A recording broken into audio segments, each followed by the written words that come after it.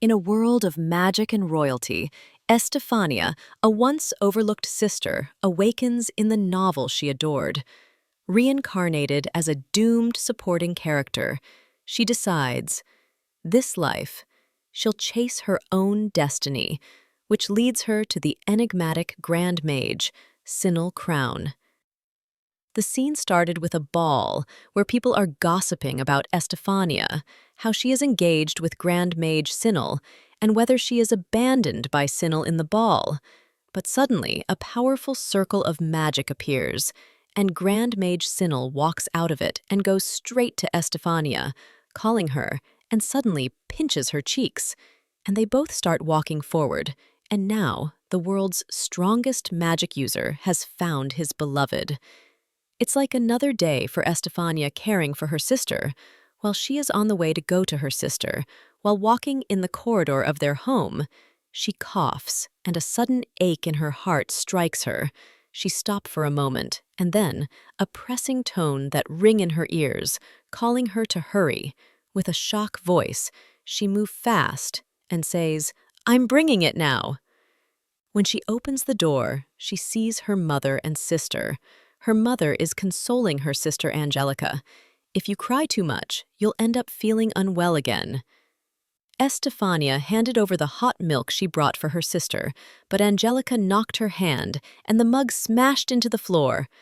"I don't want it," she says. Estefania is shocked, and her mother scolded her for not observing first before acting. Angelica's feeling anxious right now, so observe the situation first before you act. Estefania asked for forgiveness, then her mother dismissed her to go back to her room. Estefania is born into a noble household, but lives in the shadow of her twin sister. Her mother clearly favors her sister, ignoring Estefania entirely. Estefania grows up with no warmth from her family. Estefania thinks to herself, "Surely, if I told my mother that I have memories of my past life, she'll probably think it's a joke and won't even listen, let alone laugh. Of course, since she wouldn't believe it's really me. Apparently, I got reincarnated into a novel I like from my previous life called The Magic User's Beloved. In The Magic User's Beloved, the protagonist had an unfortunate childhood. It's a romance fantasy about a woman who seeks the help of the continent's strongest magic user to reform her home country.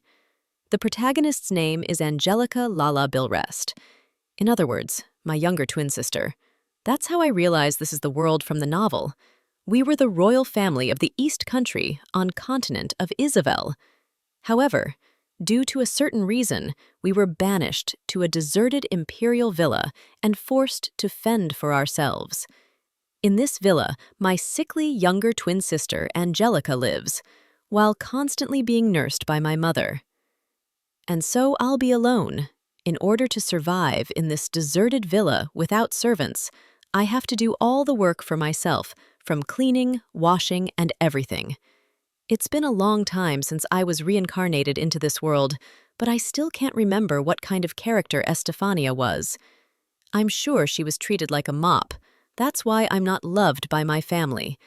I have to work every day, even sacrificing sleep. Estefania also works at night in a bar, concealing her true identity and dressing like a boy server. In order to support her family, she works every day as a young man named S. Because it's a popular bar, the staff are always extremely busy, and S was very loved in the bar, loved by many people. A customer noticed that S is pale and noticed S is thin, then they urgently said to go check with a doctor. Luckily, a customer who happened to be a doctor was dragged and asked to check S, because they're worried S is overworked. Estefania shook her head, that saying she was fine, then suddenly coughed and covered her mouth. Then everyone realized that her hands were covered of blood. Everyone panicked and called again for the doctor. The doctor urgently lifted Estefania and checked her in the room.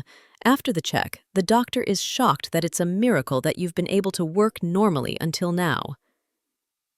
Estefania is puzzled. The doctor diagnoses her with mana fatigue and internal organ collapse, the E-gig disease. It's a very rare disease, so it's no wonder people don't know about it. Then she suddenly remembered the novel, that when you get that disease, gradually the body's functions will collapse. How could I have forgotten? She said in her mind. And the doctor states she has only 3 months to live. Estefania feels oddly relieved upon hearing her diagnosis. She remembers her past life as a modern girl who died reading a novel. That very novel is the world she now lives in.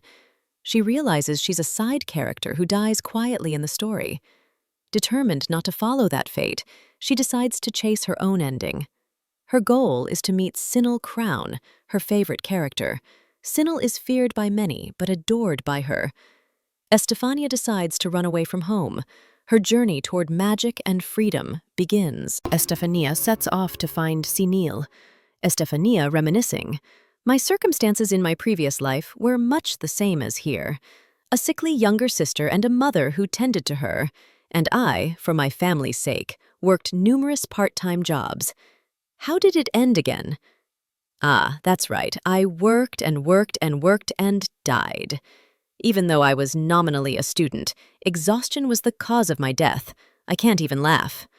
And my situation turned out to be the same in this life. But Sinnel-sama is in this world, then clenched her hands in her heart.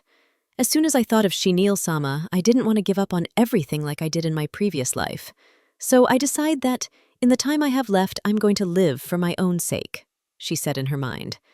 Arriving in the central country of magic users, Estefania is full of courage and a positive goal to meet the strongest mage, Sinnel. Estefania is amazed by the country, the continent of Isabel, where I live. There are 4 countries and a grand duchy, Central, where the greatest magic user on the continent rules. Most of the residents are magic users. For that reason, it's also called the country of magic users. In a world where magic users often let pride guide their actions, Estefania reminded herself to stay cautious. She knew all too well that even the smallest misstep could draw unwanted attention. I just need to keep to myself, she thought. As long as I don't do anything strange, nothing out of the ordinary should happen. But fate, it seemed, had other plans. No sooner had that thought passed through her mind than a violent clash erupted right before her eyes. 2 magic users, chests puffed and egos flaring, were shouting in the middle of the street.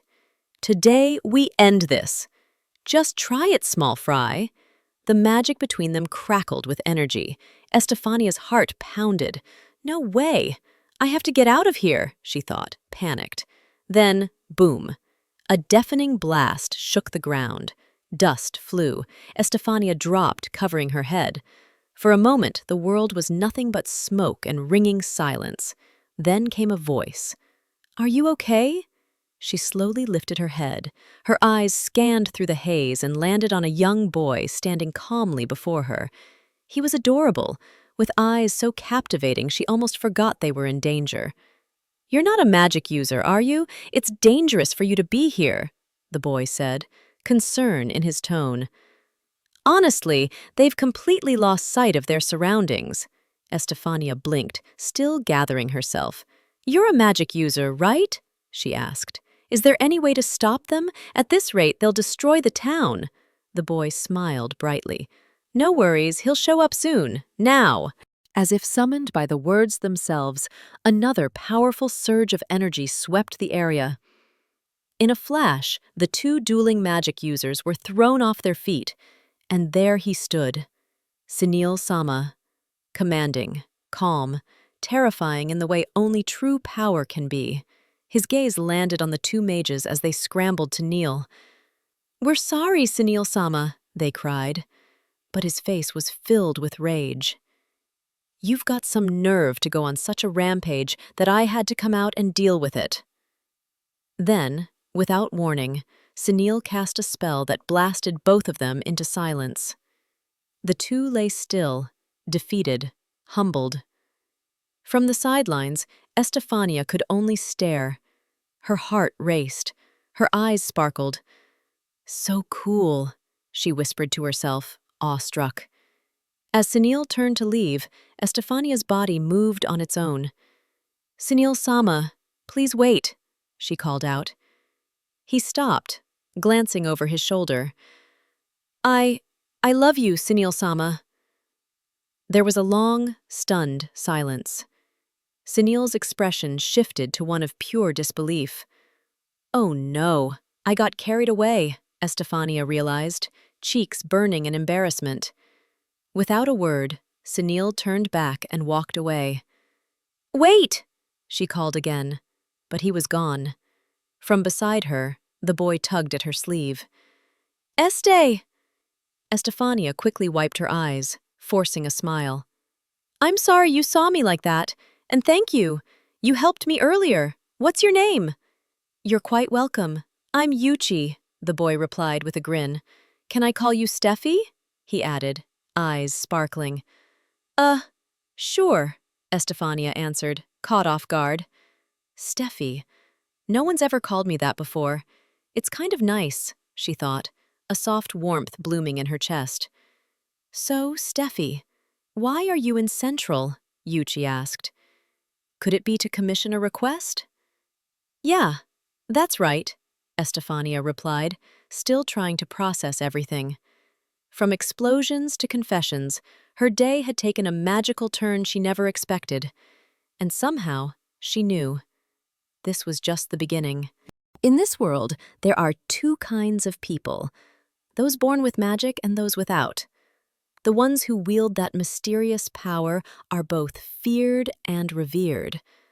While the powerless look upon them with caution, they also turn to them for help in times of need. At the heart of the Isabel continent lies Central, a bustling region where magic users from every corner of the land gather. There, commissions flow in daily from the 4 surrounding nations. Magic users choose requests that match their own specialized abilities, taking on the burdens others cannot. Estefania had a plan, a quiet, determined one. She didn't come to Central for sightseeing or casual work. She came to meet Sinnel-sama himself. "I intended to use the commission system to meet with Sinnel-sama," she said, her eyes full of purpose. Yuchi, the young boy with the dazzling eyes and far more confidence than his small frame should hold, grinned. "Then just tell me what you need. Despite how I look, I'm actually a powerful magic user." Estefania smiled politely. "That's very kind of you to offer, but it's something I need to request directly from Sinnel-sama." At that, Yuchi's cheerful face shifted slightly. "Directly to the master? I'm sorry to say, you can't." "Why not?" Estefania asked, confused. "It's just not done," Yuchi explained. "No one makes requests to Master Sinnel directly. First, you speak with a magic user like me. If the issue is beyond us, only then do we escalate it to the master. That's the rule." He continued. "So if you tell me what it's about, I can decide whether or not to pass it on." Estefania froze. That won't do, she thought. It's something I mustn't tell anyone. If I can't speak to Sinnel-sama face-to-face, my entire plan is ruined. Yuchi tilted his head curiously. Steffi, did you come to propose marriage to the master? Estefania's heart skipped a beat. Oh, that's not it, he asked, blinking innocently. No, there's no way someone like me could ever propose to Sinnel-sama. She stammered, cheeks glowing bright red. I only said I loved him as a fan, that's all. Yuchi nodded solemnly. Ah, I see. Just a fan's love. If that's the case, then I suppose it's fine. Still, things weren't going according to plan. In the novel, this wasn't how it happened. And if she couldn't meet Sinnel-sama soon, everything might fall apart. Then, out of the blue, Yuchi looked up at her and said, Well, if you really want to meet him that badly, I suppose I could pass you along. Estefania's eyes widened. But I'm really not supposed to, Yuchi admitted. But since you seem to have a special situation, I'll make an exception just this once. Relief and hope surged through her. Estefania nodded eagerly. All right, then let's not waste any time, Yuchi declared with a grin. He summoned a broom with a flick of his fingers. Estefania climbed on without hesitation, heart pounding with excitement. "Let's go," Yuchi shouted. "Full speed ahead! To the castle!" And with that, the two soared into the sky, the wind whipping past them as they headed straight toward destiny. Estefania stood frozen, her entire body tense, beads of sweat rolling down her temple as she faced Sinnel-sama's piercing gaze. She was in his presence sooner than she had anticipated. He said we were going straight to see Sinnel-sama, but I didn't think I'd be standing before him this quickly. Estefania thought, panic welling up inside. And Yuchi, he disappeared the moment we arrived. Sinnel's voice rang out, sharp, commanding. "Speak!" Estefania's breath caught. Her mind screamed for her to focus. Now's not the time to freeze. She bowed slightly and forced her words out with as much poise as she could gather. "Thank you for sparing the time to see me today. Regarding my request, I'll get straight to the point. I would like to be permitted to stay here in the Silver Castle for 2 months." A heavy silence fell. Then Sinnel's voice, cold as steel. "If I hear any more nonsense from you, I'll kill you."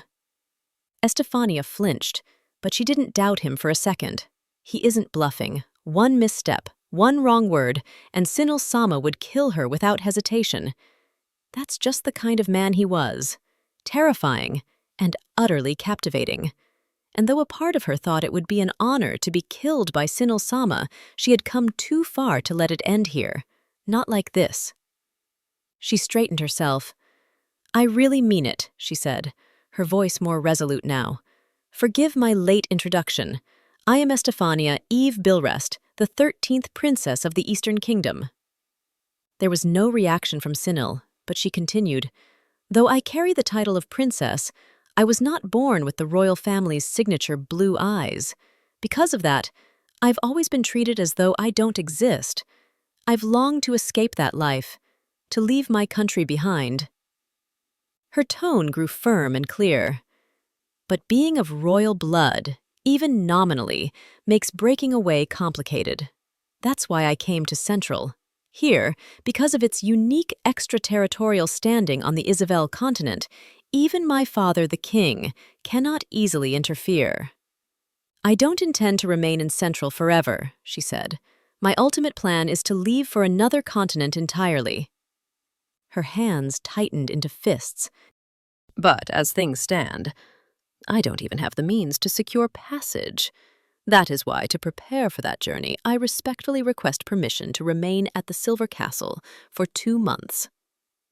Inside, she knew this was all a carefully constructed lie. A lie designed to let her stay close to Sinnel-sama. Sinnel's gaze remained unreadable. "And?" he asked. He leaned forward slightly, voice cutting. "Accepting someone as bothersome as even a minor royal, what merit is there for me?" Estefania swallowed hard. Of course. Magic users did not accept commissions out of charity. In this world, if you had nothing to offer in return, you had no right to even ask. "I knew this would happen, but I have to push through." She steadied herself and spoke again.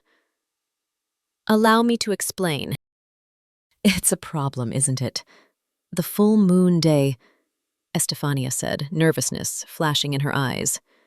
She knew all too well that as the moon waxes, a magic user's powers grow stronger. Most magic users look forward to full moon nights. But Sinnel-sama was different.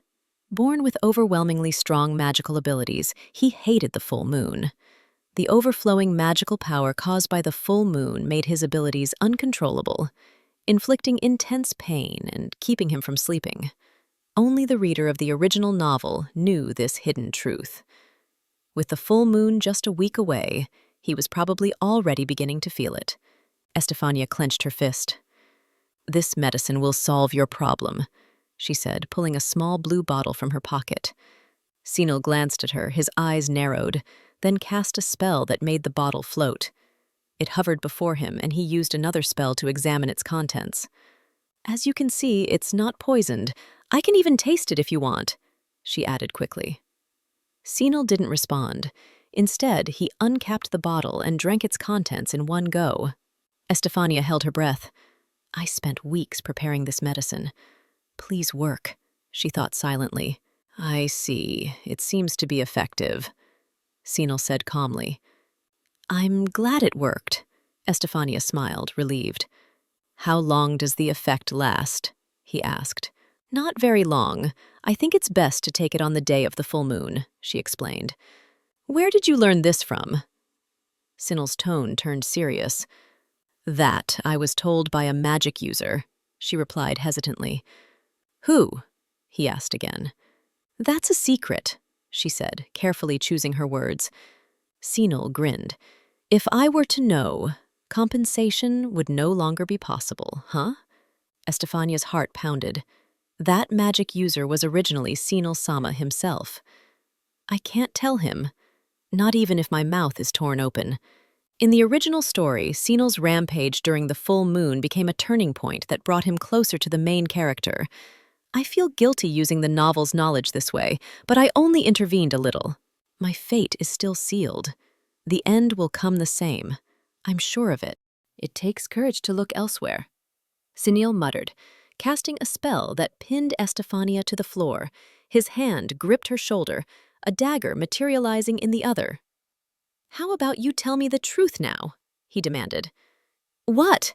Estefania gasped, stunned.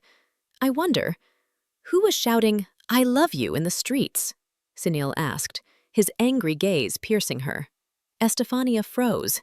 He remembered. I thought he didn't even notice me. You're just making up random lies, Sinnel said coldly. In the end, you're like the others, seeking to become the Grand Duchess, aren't you? Huh? Estefania blinked in confusion. All the women who request to meet me are the same. I don't know how you appeased that brat, but don't get carried away. I could force the truth from you about that magic user, Sinnel threatened. Clenching her fists, Estefania gathered her courage. You're wrong. What? Sinnel asked, narrowing his eyes. I don't know about other women, but I'm serious, she said, her voice steady. I like you, Sinnel-sama. Even if you reject me, this feeling is real. I don't want this feeling to be tossed aside. Sinnel was visibly stunned. In my previous life, I lived because I admired Sinnel-sama. Even if he was just a character in a novel, he gave me strength. He helped me endure. That's why these feelings can't be denied. I don't want to be the Grand Duchess. I admire you, Sinnel-sama, that's all. As I said before, I'll leave in 2 months. Still in shock, Sinnel released the dagger with a flick of his magic and sat beside her in silence. Estefania stared at him, surprised, their eyes locking in the quiet room. Then, Sinnel broke the silence with a faint smile. Do you like me? Estefania's heart skipped. Yes, I like you. A second passed, then Sinnel smiled again. All right then, I'll accept your request. Is it really okay? She asked, still uncertain. Yeah, he nodded.